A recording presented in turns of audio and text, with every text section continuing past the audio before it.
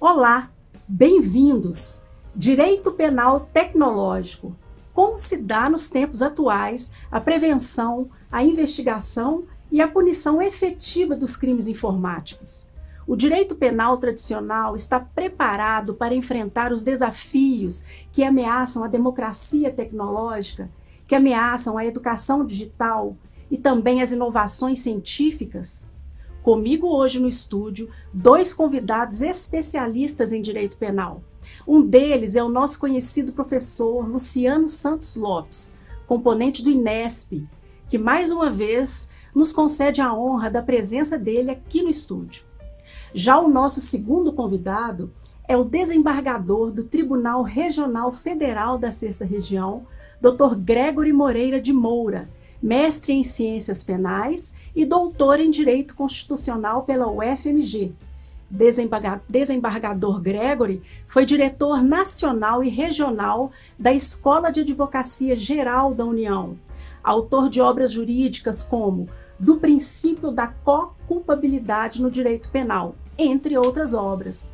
Hoje, especialmente, Dr. Gregory aceitou nosso convite para nos contar sobre seu livro lançado recentemente, Curso de Direito Penal Informático. E você aí de casa saberá um pouco mais sobre a atuação do Estado para a punição de crimes tecnológicos. Senhores, satisfação em recebê-los aqui no estúdio conosco hoje, sabe? Nós temos o professor Luciano, muito prazer, professor Luciano, obrigado por estar aqui. Vanessa, o prazer é todo meu, desembargador Gregory.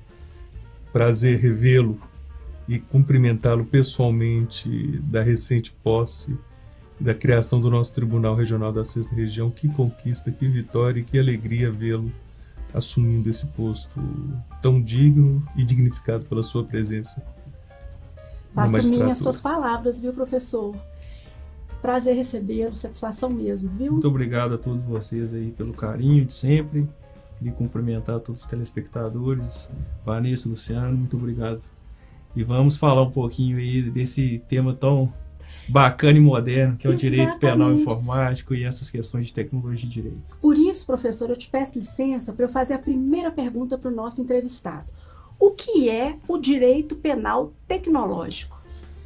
Na realidade, esse termo direito penal tecnológico a gente usa mais como uma ideia de linkar ou ligar a tecnologia ao direito penal. De uma maneira mais técnica, que muitas vezes não é acessível a esse público que está nos assistindo, o público mais leigo, a gente chama de direito penal informático. Então essa seria a área do estudo do próprio direito penal, que é, vamos dizer assim, um conjunto de leis e regras que tenta equacionar ou colocar na balança do direito, né, de uma maneira mais tranquila para o público entender, de um lado o direito de punir do Estado e do outro o direito de liberdade do cidadão. Quando você envolve a tecnologia nisso, ou esses novos crimes que aparecem a partir da noção de tecnologia, de informática, a gente tem essa área de estudo nova do direito, que seria o direito penal informático. Professor Luciano, o direito penal tradicional, ele está preparado para o direito penal informático? Vanessa, olha só. A estrutura toda foi construída a partir de um modelo de sociedade que não tinha a tecnologia como carro-chefe, como motriz, como tendo um lugar especial nas nossas relações. Então, toda a estrutura do direito penal e do processo de punição, que o Gregory falou mais cedo, ele é construído a partir do que eu vou chamar de um modelo analógico. E, de repente, fazendo essa comparação, nós estamos diante de um modelo digital. Muda muita coisa, principalmente muda o intérprete, a pessoa que vai interpretar as normas. Eu acho que não está preparado. Ou vem se preparando aos poucos, com algumas mudanças legislativas necessárias, mas principalmente com mudança de postura dos atores processuais. Então eu pergunto para o desembargador, quem são esses atores, né? Quem são os atores de hoje no direito informático? É interessante isso porque nós, no direito penal tradicional, como o Luciano mencionou no analógico, a gente deixa muito a busca da prova para a polícia, né? E nesse direito tecnológico, a vítima ou as partes envolvidas, que estão fora do cenário, vamos dizer assim, do processo, muitas vezes, elas são as mais importantes para colher a prova, para guardar a prova. Porque nesse mundo digital é muito fácil você sumir com uma informação ou colocar uma informação. A velocidade da informação é muito grande. Então, se as pessoas não guardarem determinadas provas, fica difícil depois você provar. Então, a pessoa, hoje, a vítima do crime, tem uma participação muito importante depois para a gente conseguir apurar esse crime, essa conduta criminosa. Então, é interessante que o olhar é muito voltado, e também a participação o olhar é muito voltado para a vítima, não é isso, professor? Sim. E me faz lembrar de casos que, às vezes, você está no escritório, o professor Luciano é advogado, também advoga, né, professor? Sim. Então, tem aparecido mais casos de pessoas que sofreram um golpe e que não sabem nem por onde começar. E que não têm as provas, porque ninguém printa o tempo inteiro aquilo que está fazendo. Mas, a partir de agora, é importante a gente ter caminhos mais seguros, como os e-mails, quando vai fazer alguma transação, algum negócio jurídico, não é isso, professor? Os crimes tecnológicos, ou seja, aqueles que usam como meio de cometimento a tecnologia de alguma forma ou de alguma maneira, esses crimes costumam deixar rastros, e rastros que se podem se evaporar, por assim dizer, ao mesmo tempo, com uma perícia adequada, ou com um resguardo adequado, até mesmo da vítima, como o Gregory falou, nós conseguimos recuperar aquela história de uma forma mais efetiva para que o processo possa ser também mais efetivo. Nós estamos falando de cadeia de custódia. A cadeia de custódia, neste caso, ela tem um tratamento diferenciado das provas? Tem. A cadeia de custódia ela vai ser muito importante nessas informações pela volatilidade das informações. E a cadeia de custódia, através de elementos da própria informática, como, por exemplo, o uso de códigos, para você confirmar o código hash, por exemplo, você consegue confirmar se um arquivo foi ou não modificado. Então, tudo isso dá segurança para a prova. Então, é muito importante que quando você apreenda um computador, ou que você faça esse espelhamento de informações, essas informações sejam bem guardadas e tenham o registro de todos esses documentos e esses códigos, esses arquivos, para que isso não seja contestado depois. Em relação ao que o Luciano falou, o professor Luciano acabou de mencionar das provas, é muito importante também a gente diferenciar o tipo de criminalidade que é feita. Qual que é o problema hoje? Antigamente você tinha essa criminalidade realizada por pessoas altamente especializadas. Hoje não, qualquer pessoa consegue cometer um crime dessa natureza com tutoriais no YouTube ou em qualquer lugar, ou simplesmente pegando um cavalo de Troia num pendrive e colocando no seu computador. Então a gente precisa definir, e a própria prova é diferente, né? Por exemplo, os crimes praticados na Deep Web, eles exigem uma capacidade de investigação muito maior do que esses crimes, como o Luciano mencionou, que são praticados na chamada Surface Web, que é essa camada de internet que a gente usa normalmente. Uhum. Porque ali, tudo que você faz, você deixa rastro. Agora, já na Deep Web, com técnicas de navegação diferenciadas, com softwares específicos, com navegações privadas, você consegue se esconder mais. Por exemplo, a questão da pedofilia, né? Ela é nessa camada da informática que a gente costuma não deixar rastro, é isso? Ou não? Eu sou bem leiga, talvez o pessoal de casa se identifique comigo neste momento. Eu gostaria de compreender melhor, por exemplo, trazer para o pessoal de casa crimes que acontecem e como é que o direito penal informático vai atrás dessas provas, como é que a gente consegue desvendar um caso, como é que a gente consegue resgatar o direito de alguém que foi violado em seu direito ou de personalidade ou de patrimonial. Nesses casos especificamente, hoje existem várias possibilidades de prova. Uma delas são os casos de convênio com os próprios operadoras de informática no sentido amplo. Então a gente já tem convênios com o Google, com a Play Store, com a Apple Store, que eles fazem por inteligência artificial, por exemplo, o mapeamento de todas as suas fotos e uma leitura das suas fotos se você tem foto de criança ou em situações de pedofilia, por exemplo, né? Esse termo pedofilia é um pouco juridicamente contestado, mas nesses casos aí, para o público entender, a gente vai falar pedofilia.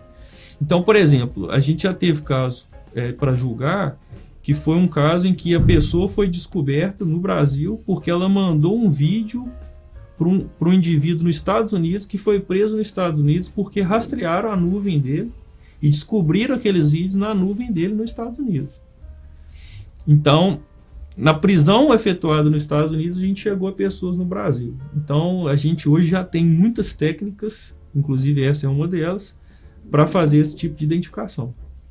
Professor, interessante, né? A gente que está, eu, por exemplo, estou mais próxima do direito penal tradicional, né? Porque isso aqui é muito novo e o senhor é precursor nesse estudo do direito penal informático, não é isso? Inclusive lançou um livro, eu trouxe o livro, vou mostrar para vocês em seguida, no próximo bloco eu vou mostrar para vocês o livro que ele lançou e já foi falado aqui no programa do INESP sobre esse livro e hoje nós trouxemos o autor do livro que conta como é que são feitas as investigações, neste caso de pessoas que utilizam a informática para cometer crimes. Olha, nós vamos para um intervalo, um breve intervalo, eu conto com vocês no próximo bloco, não saiam daí.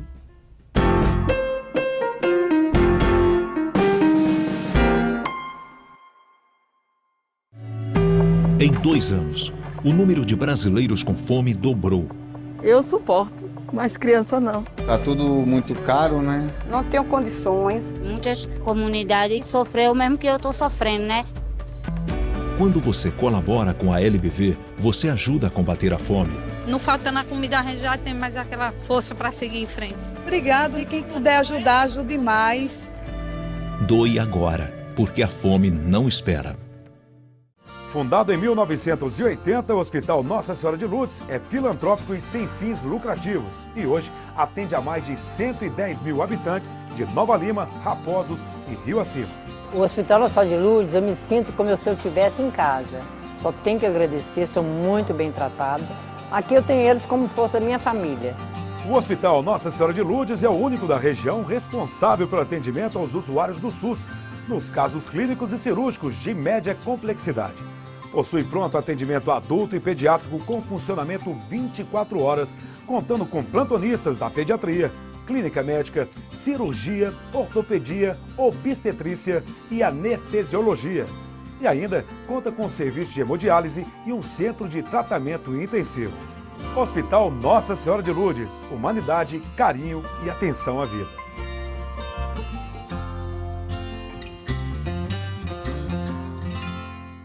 Apoio TV Banqueta. A CAP, Casa de Acolhida Padre Eustáquio, trabalha para que crianças, adolescentes e seus acompanhantes tenham amparo e estrutura durante a luta contra o câncer e doenças hematológicas até a sua cura. Com trabalho, empatia, compromisso e transparência, a CAP transforma necessidade em esperança. Faça a diferença na vida das crianças e adolescentes com câncer e doenças hematológicas. Faça parte desta história. Conheça pessoalmente o nosso trabalho.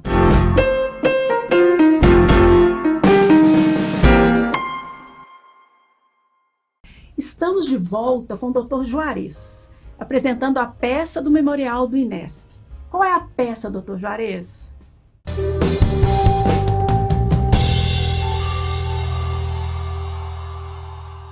Pois não, doutora Vanessa. Hoje nós estamos apresentando mais uma das nossas peças lá do INESP. E essa peça tem uma importância muito grande. Embora seja algo necessário em algum momento, que nós sabemos, temos elementos presos que são violentos e que merecem uma contenção ou precisam de uma contenção maior, mas temos também pessoas que esse instrumento aqui é completamente desnecessário. E por que eu digo isso? Um dia eu estava presidindo uma audiência aqui em Nova Lima e eu já falei nessa senhora aqui, numa das minhas intervenções. Essa senhora chegou para uma audiência comigo E essa senhora portava esse instrumento na sua cintura. E aqui, nessa parte férrea, ela tinha as suas algemas. Aquilo me tocou tremendamente. E eu saí dali pensando, por que uma mulher frágil, uma senhora como aquela que eu conhecia, porque varria a rua da minha casa, por que ela estava sendo contida com um instrumento desse? E isso eu levei para o INESP. Essa minha preocupação, esse meu sentimento, e os meus companheiros, os demais conselheiros me acompanharam, e ali nasceu a necessidade de construir-se em Nova Lima a APAC feminina. Essa APAC que foi construída com dinheiro, com a participação das pessoas de Nova Lima e que infelizmente hoje não mais existe. Um instrumento desse fez com que nós construíssemos aquele local que infelizmente, como eu disse, não mais existe.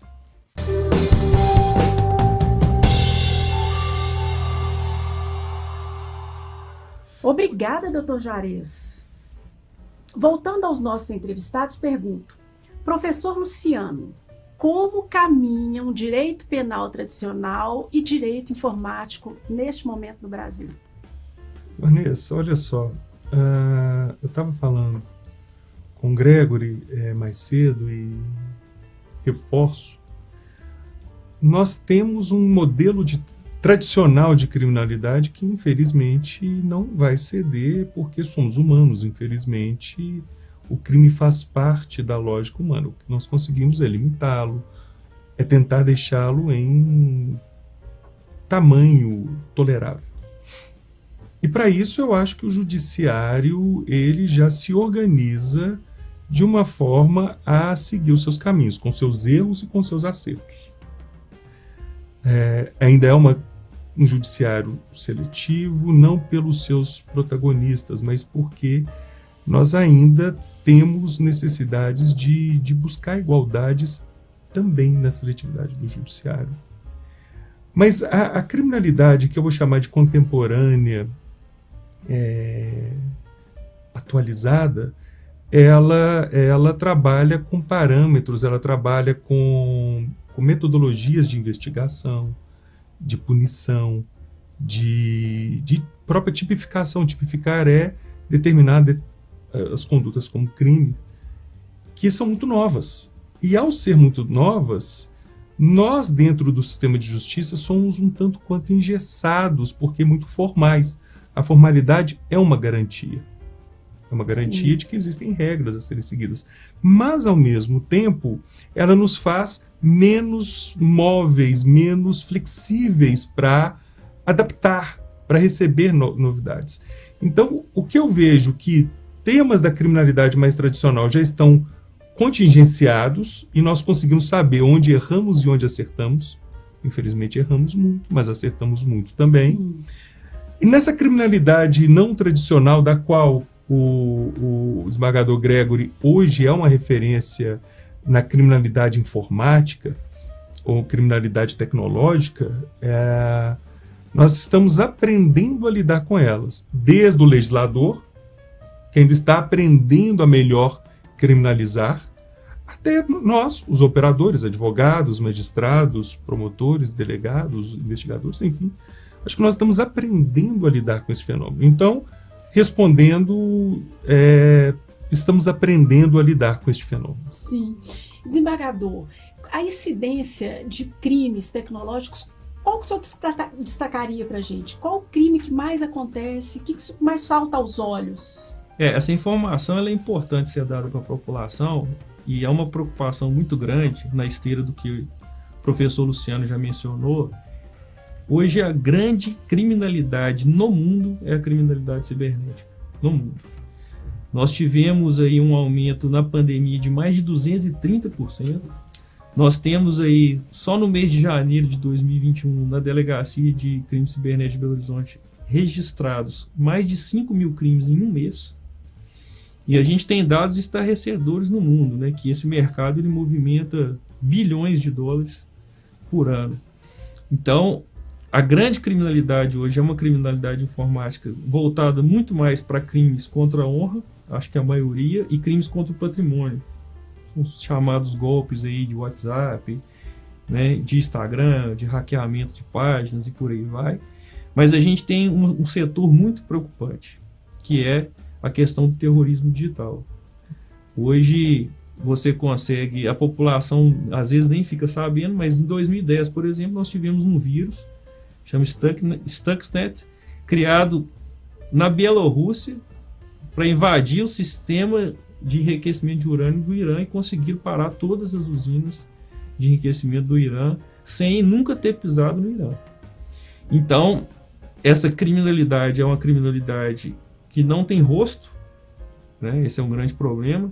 É uma criminalidade que é mundial e é uma criminalidade que tem uma potencialização econômica gigantesca, porque você pode atingir todo o mundo se você quiser. Então é um desafio muito grande a gente tentar correr atrás desse tipo de criminalidade. É óbvio que o direito ele nunca consegue ser mais rápido do que os fatos, né? Os fatos vão surgindo, a modernidade vai surgindo, mas a gente tem que fazer o máximo possível para a gente conseguir combater esse tipo de criminalidade. Porque o direito ele é uma evolução que segue a evolução social. A nossa evolução social ela é macro e micro hoje, né? A gente tem a questão local e a gente tem essa questão da internet que parece que fugiu ao controle, né? Porque a coisa a gente nem sabe mais onde vai parar, de tantas possibilidades. Então o direito continua, como sempre, acompanhando a evolução, né? A gente continua acompanhando a evolução. E aí eu te pergunto, a gente falando da questão da sociedade, eu te pergunto o seguinte, desembargador, o senhor fala uma palavra muito interessante no seu livro, que é modernidade líquida.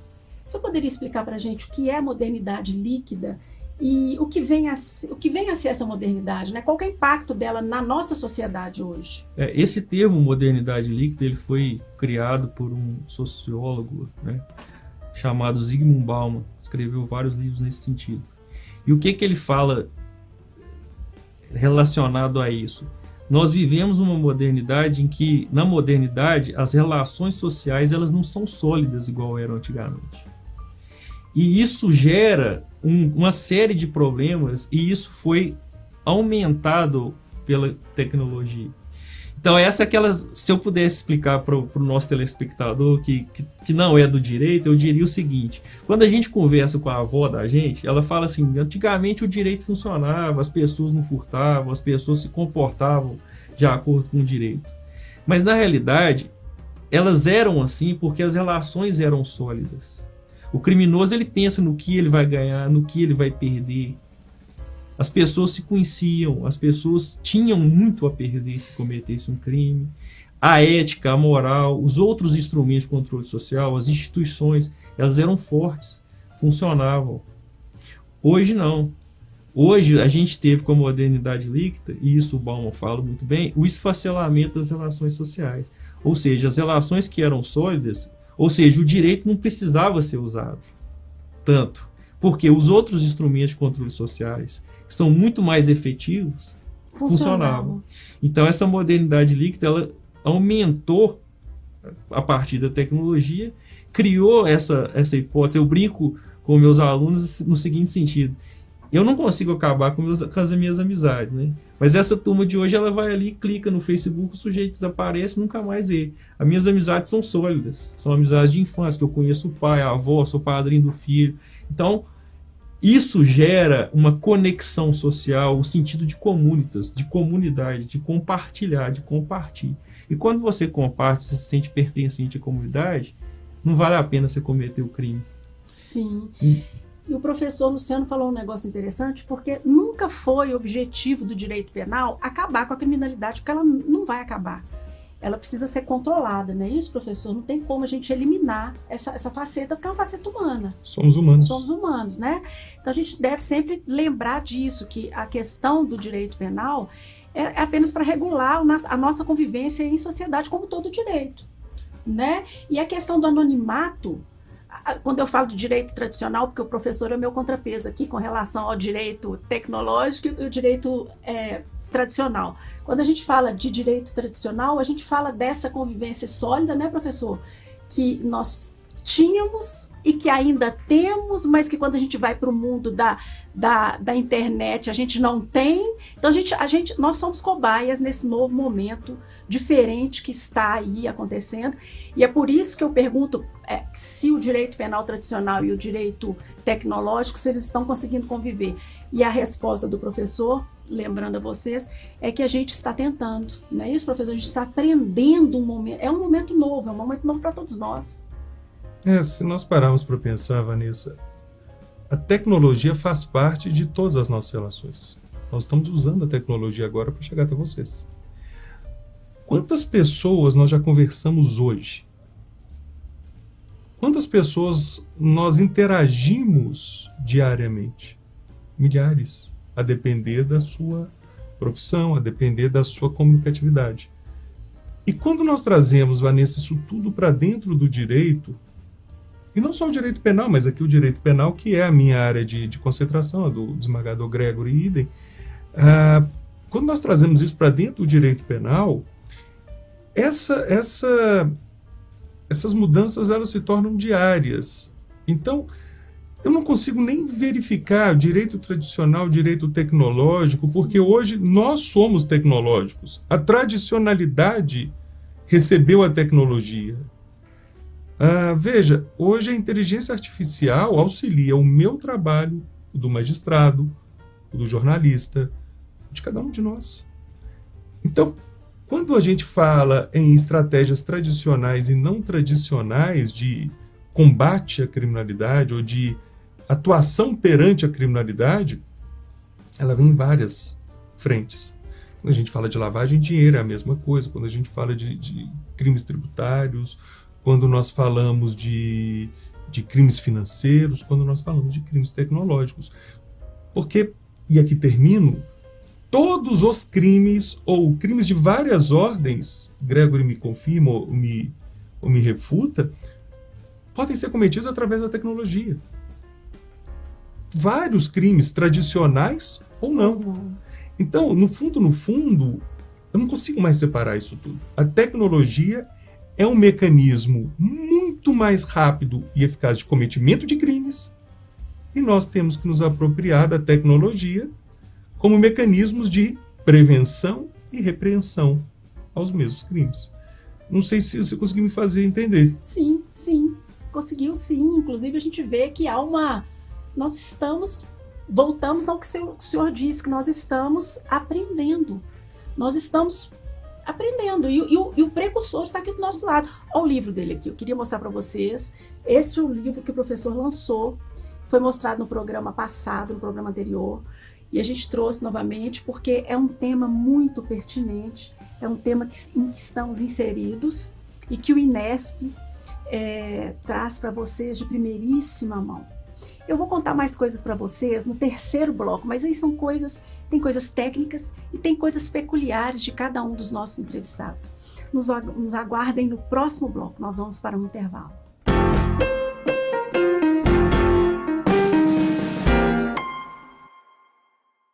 A CAP, Casa de Acolhida Padre Eustáquio, trabalha para que crianças, adolescentes e seus acompanhantes tenham amparo e estrutura durante a luta contra o câncer e doenças hematológicas até a sua cura. Com trabalho, empatia, compromisso e transparência, a CAP transforma necessidade em esperança. Faça a diferença na vida das crianças e adolescentes com câncer e doenças hematológicas. Faça parte desta história. Conheça pessoalmente o nosso trabalho. Fundado em 1980, o Hospital Nossa Senhora de Lourdes é filantrópico e sem fins lucrativos. E hoje atende a mais de 110 mil habitantes de Nova Lima, Raposos e Rio Acima. O Hospital Nossa Senhora de Lourdes, eu me sinto como se eu estivesse em casa. Só tenho que agradecer, sou muito bem tratada. Aqui eu tenho eles como se fosse a minha família. O Hospital Nossa Senhora de Lourdes é o único da região responsável pelo atendimento aos usuários do SUS, nos casos clínicos e cirúrgicos de média complexidade. Possui pronto atendimento adulto e pediátrico com funcionamento 24 horas, contando com plantonistas da pediatria, clínica médica, cirurgia, ortopedia, obstetrícia e anestesiologia. E ainda conta com serviço de hemodiálise e um centro de tratamento intensivo. Hospital Nossa Senhora de Lourdes, humanidade, carinho e atenção à vida.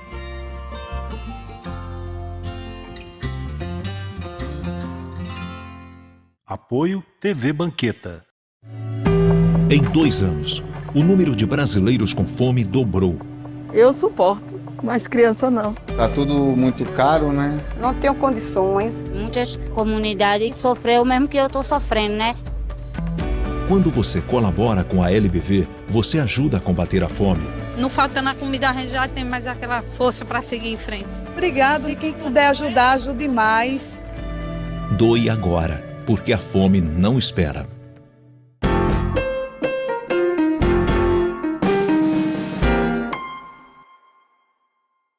Os nossos entrevistados hoje são o que podemos chamar de tecnologia de ponta no direito penal. Para nossa sorte, o professor Luciano Santos Lopes faz parte do Instituto Nova Limense de Estudos do Sistema Penitenciário e detém um currículo expressivo. Advogado, mestre e doutor em Direito Penal pela Universidade Federal de Minas Gerais. Já o doutor Gregory Moreira de Moura é desembargador do Tribunal Regional Federal da 6ª Região, recém-inaugurado em Minas Gerais, e autor de diversas obras jurídicas. Também é mestre e doutor pela Universidade Federal de Minas Gerais.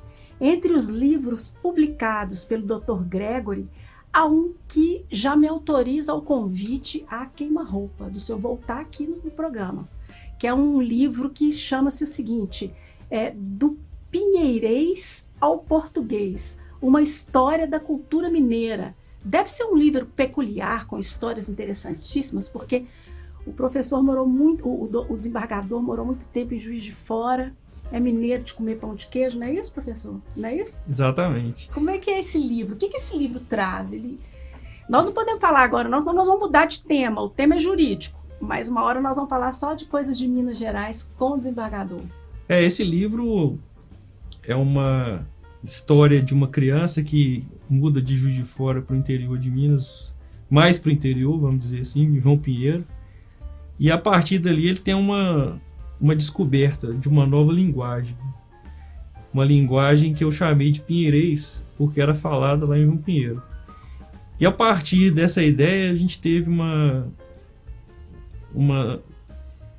ideia de escrever esse livro contando histórias, contos. Na realidade é um livro de contos que tenta transformar e aclarar, né, esclarecer esses termos e essas linguagens tão ricas de Minas Gerais dentro dessa cultura fantástica. Então lá a gente tem histórias fantásticas da região, principalmente, que essa criança vê ou essa criança ouve essas histórias. Então são histórias que ela presenciou ou que ela ouviu, mas a partir dali é como se você descortinasse, né, ou gerasse um dicionário desse pinheirês, mostrando como que essa linguagem é rica e como que Minas Gerais é a síntese de todos os Brasis. Bacana, né, professor?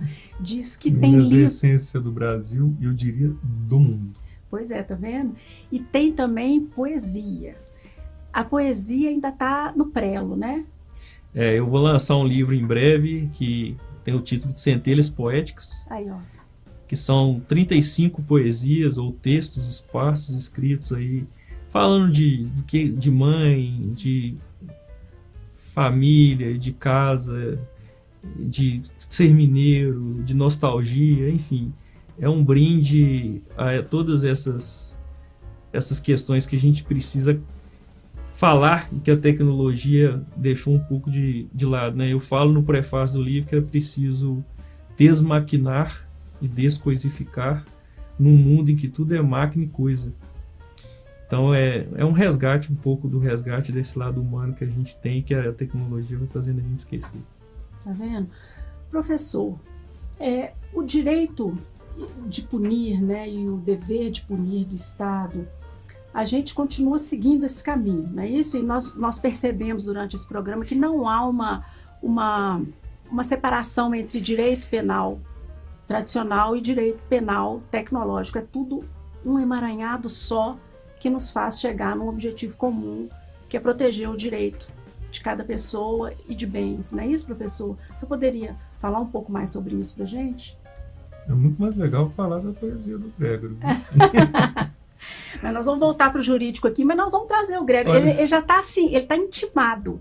Ele está intimado a comparecer para falar de coisas mineiras. Nós já fizemos um programa aqui, foram 4 programas, e nós utilizamos o poeta, esqueci o nome dele, gente, não é possível que eu vou esquecer aqui no ar o nome do Guimarães Rosa.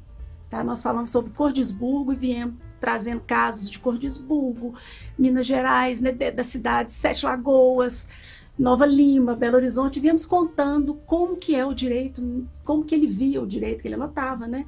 Então nós temos aqui entre nós 2 escritores. O senhor tem livros também fora do direito, professor? Tem escritos fora do direito que um dia ainda me aventura a publicar. Eles mas ainda são para o meu deleite pessoal, mas... Eles se voltam para quê? Qual que é o assunto? Cotidiano. Cotidiano?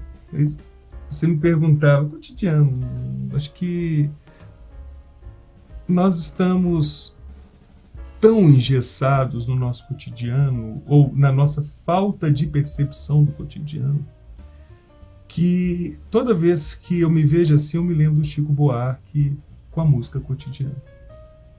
E que quando nós paramos para olhar o que tem no nosso entorno e perceber pequenas fraturas do dia a dia, a gente percebe o quanto nós ficamos efetivamente lobotomizados com a tecnologia. Você me perguntou para não te deixar sem resposta.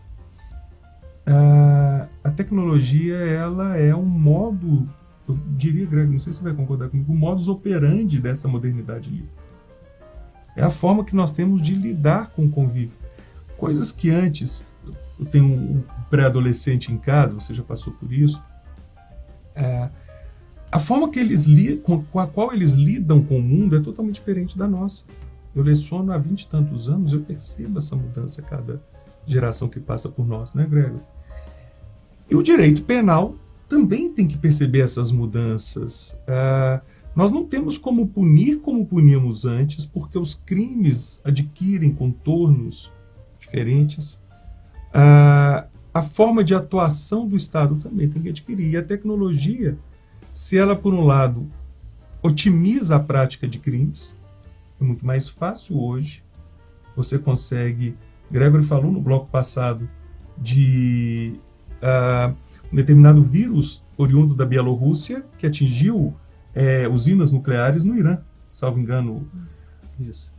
Você hoje tem estruturas muito mais ágeis de cometimento de crimes, e nós temos que nos apropriar também de estruturas mais ágeis, mais eficazes de combate ao crime. Nós estamos par e passo. Nós temos que estar par e passo, é isso, professor desembargador?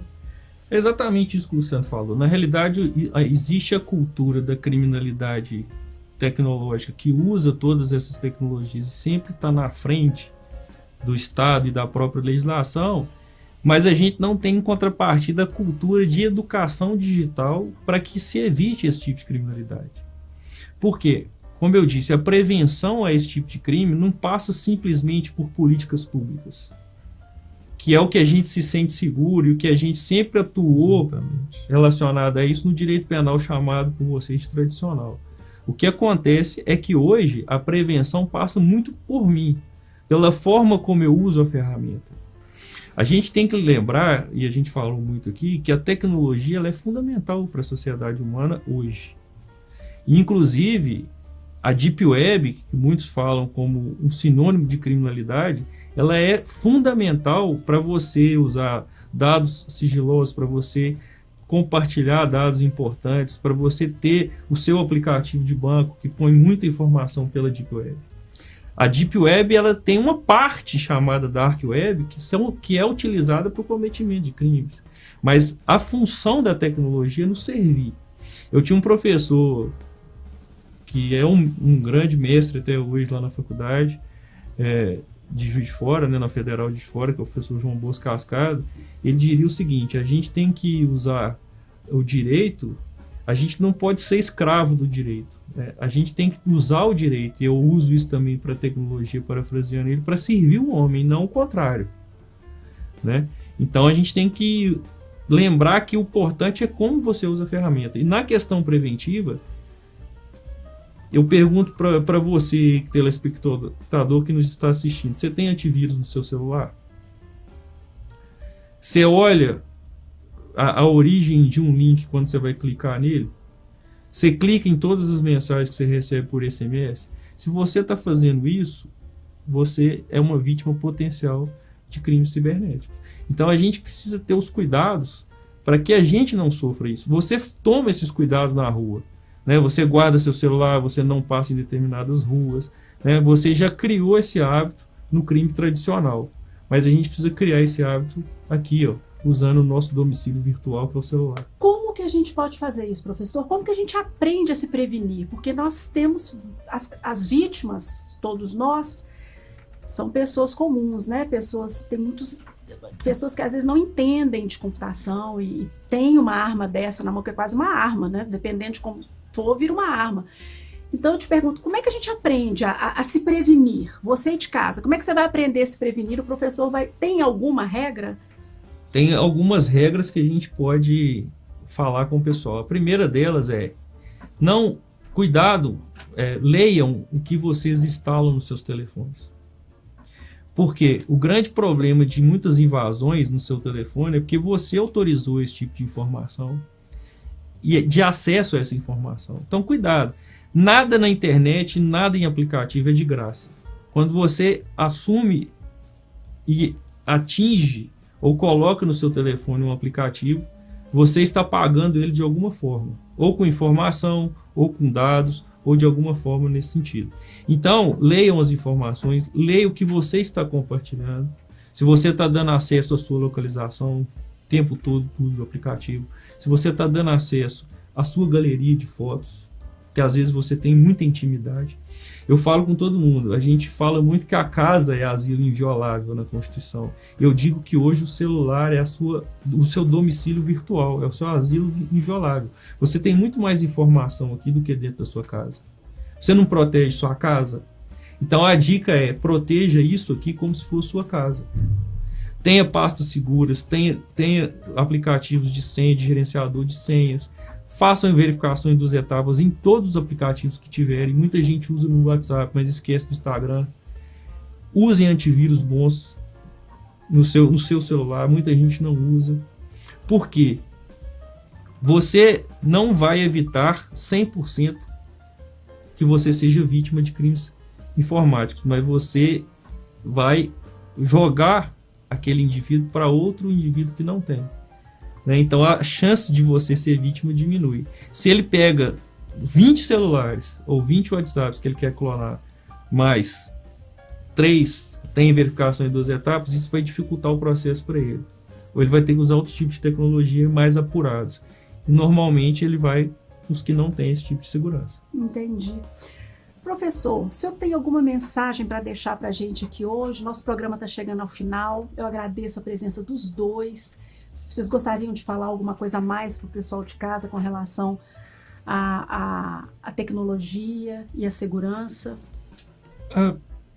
É curioso, quando nós ouvimos falar em tecnologia e na utilidade e nas dificuldades, como é que nós ainda, para quem vem de um mundo não tecnológico, ainda é difícil ouvir os conselhos que o Gregory colocou.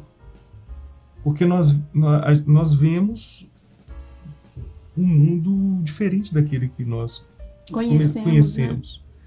E às vezes, de forma saudosista, queremos um mundo que não existe mais. As gerações que vêm se sucedendo no tempo, elas já lidam com a tecnologia de uma forma muito mais leve, de uma forma muito mais simbiótica. Qual que é o próximo passo da tecnologia? O Gregory falou do celular. Pensem que este aparelho diminuto, ele consegue juntar muito mais informação que todos os nossos aparelhos de informática de 20 anos atrás, ou de 10 anos atrás, não precisa ser longe. Em tempo real, né, professor? Em tempo real. Então, o quanto mais aprendemos a lidar com a tecnologia, dela não nos fazemos reféns, dela utilizarmos a inteligência artificial, por que não a usarmos em nosso proveito ao invés de resistir a ela? Dentro do direito eu faço muito isso, ou tento pelo menos. Então, o conselho talvez seja lidar com essa modernidade líquida e tentar dela extrair um pouquinho de solidez, mas também entender e surfar um pouquinho. Gregor, não sei se eu posso fazer essa analogia ou essa figura de linguagem. Se ela é líquida, vamos surfar um pouquinho e tentar sermos leves. Não resistir, né, professor? E para quem quer aprender um pouco mais sobre direito penal tecnológico, o desembargador Gregor tem um curso, não tem desembargador, um curso na internet. Na internet. Na internet. Claro. Como é que funciona esse curso? Eu fiquei interessada. Na realidade, ele é um curso livre, justamente para dar essas informações mais técnicas para as pessoas que gostam dessa área, essa juventude aí da tecnologia, como o professor Luciano falou. Eu resolvi lançar, eu tenho 2 cursos na plataforma Hotmart, que é uma plataforma acessível a todos no site, você vai lá, faz a inscrição, são cursos gravados. Qual que é o público do seu curso? O público é normalmente, o de Direito Penal Informático é normalmente estudantes, podem ser estudantes de Direito ou aqueles que querem se aprofundar na área. Muita gente da área de tecnologia já fez esse curso, apesar de ter alguns temas jurídicos, porque o pessoal tem curiosidade. E o meu outro curso é de criminologia, né, que é um curso que aborda muito mais aspectos relacionados a questões sociológicas, filosóficas e do direito criminal propriamente dito, dessas ciências que estão aí afins, vamos dizer assim, ao sistema criminal como um todo. Então, nesses cursos a gente aborda isso. Quanto ao que o Luciano falou, eu brinco, Luciano, eu gosto muito de citar o Cortella, que ele fala que existe uma diferença entre o velho e o antigo. O velho é o que fica obsoleto. Agora, o antigo nem sempre é ruim. Então, eu falo para todo mundo, quando eu brinco assim, nós somos a geração do manual. A gente comprava um produto, abria o manual e lia para saber como é que funcionava. Essa turma de hoje parece que ela já nasce com um chip na cabeça e sabe como que tudo funciona. Só que, às vezes, você ser afoito e saber tecnologia não quer dizer que você sabe o que você está fazendo. Então, muitas vezes a leitura do manual ou do contrato que você está assinando com o aplicativo é importante para você saber o que você está oferecendo para eles e quais os riscos que você está correndo a partir do momento dessa instalação do aplicativo no seu telefone. E eu digo porque, normalmente, os mais famosos desses aplicativos são os que mais têm acesso aos seus telefones e às suas informações. Então, os mais famosos entre a juventude são os que mais te deixam vulneráveis. Então, é preciso que você faça essa análise de balanceamento se o risco vale o benefício que essa tecnologia me dá. Igual para tudo na vida. Mas isso é uma realidade e o importante é você saber usar essa ferramenta a favor da sociedade, do desenvolvimento tecnológico e assim por diante.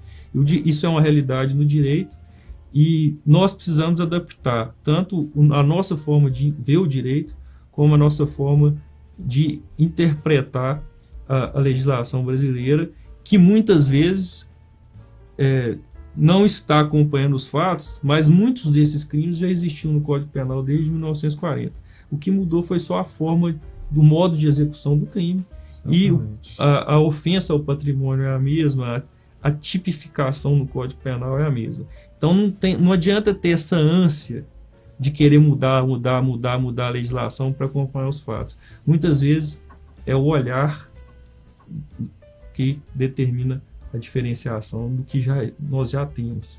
Então eu te pergunto, hoje, uma pessoa que caiu num golpe pela internet porque ficou vulnerável sem saber que estava vulnerável, que é o que está acontecendo com muita gente aí, o que essa pessoa deve fazer, desembargador? O primeiro passo é, se for possível, você pegar, como eu disse, o maior número de dados possíveis desse golpe, né? Você printar suas telas, registrar. Não é uma prova muito forte, mas muitas vezes, para você evitar que essa informação seja contestada, você fazer uma ata notarial no cartório. Mas o mais importante é, diante dessa documentação que você mesmo junte, que você guarde, você fazer primeiramente um boletim de ocorrência, né, que é o primeiro passo que você deve fazer.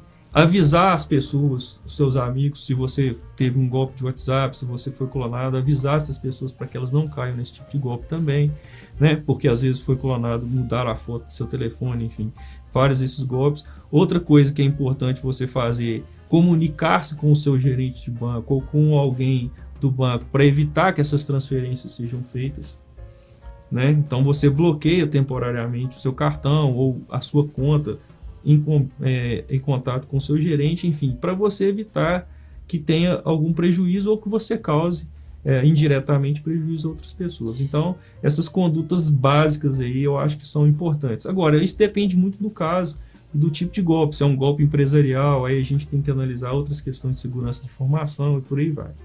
Então, o que você está dizendo é o seguinte, que dependendo do que acontecer com você aí de casa, pode ter solução, a gente espera que tenha solução, mas pode não ter.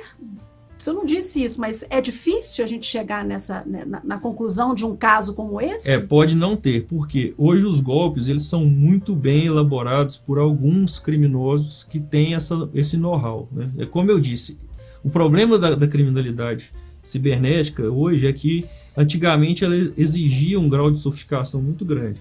Agora, a gente tem relatos de crimes cibernéticos da década de 80, né? De invasão, de criação de worms, que são vermes, né? Vírus diferenciados que se autorreplicam desde a década de 80. Prejuízos bancários no Citibank na década de 90, gigantescos, de desvio de dinheiro por aplicativos, né? Não aplicativos na forma como a gente usa hoje, mas por aplicativos de internet, né? Então, assim, isso não é novo. Sim, né? sim. Esse tipo de criminalidade não é nova. Agora, existem casos que a tecnologia... Hoje você tem tecnologia que imita a sua voz. Você conversa com um criminoso e está achando que você está conversando com seu pai, com a sua mãe. Então, muitas vezes esses bancos, né, a facilidade que você tem hoje, que a tecnologia gerou, desses bancos eletrônicos, que você não precisa ir ao banco para fazer uma conta. Existem uma rede que vende esse tipo de informações na Deep Web. Então, muitas vezes você não consegue chegar ao criminoso, porque eles usam uma rede muito grande de mulas. Os crimes praticados principalmente através da Deep Web é um crime altamente organizado. Eles fazem recrutamento de mulas, eles fazem recrutamento de hackers, eles têm um trading fortíssimo dentro da Deep Web, eles são reconhecidos como detectores de alvos para cometimento desses crimes. Então, eu brinco, se um hacker invade a página da Casa Branca, é muito fácil ele invadir seu telefone. Sim, sim. Então, o que a gente tem que fazer é tentar, o máximo, evitar esse tipo de criminalidade. Mas tem muitos casos que são insolucionáveis. Você não consegue rastrear para onde foi esse dinheiro, porque essas contas são contas fantasmas feitas em nome de pessoas do bem que perderam documentos ou que tiveram dados expostos na internet e são utilizados para fazer esse deslocamento desse dinheiro, que fica difícil o rastreamento. Mas a boa notícia é que o direito continua evoluindo, não é isso, professor? Sempre. Sempre, né? Eu agradeço a você aí de casa por ter assistido ao nosso programa. Conto com vocês no programa do mês que vem e acompanhe o nosso programa pelo telefone que aparece aí na sua telinha. Professor, muito obrigada pela sua presença. Desembargador, muito obrigada pela sua presença. Prazer em conhecer o senhor. Os dois são amigos, viu? Eles estão aqui tímidozinhos, mas eles são muito amigos, já se conhecem, estudaram juntos, né? Muito tempo. A gente se conhece aí da área criminal, né? Em tempos diferentes, eu acho que os mestrados foram em tempos mais ou menos contemporâneos. Vocês fizeram mestrado na mesma faculdade, sim, o FMG, né? Mas muito obrigada. Forte abraço e até o próximo programa.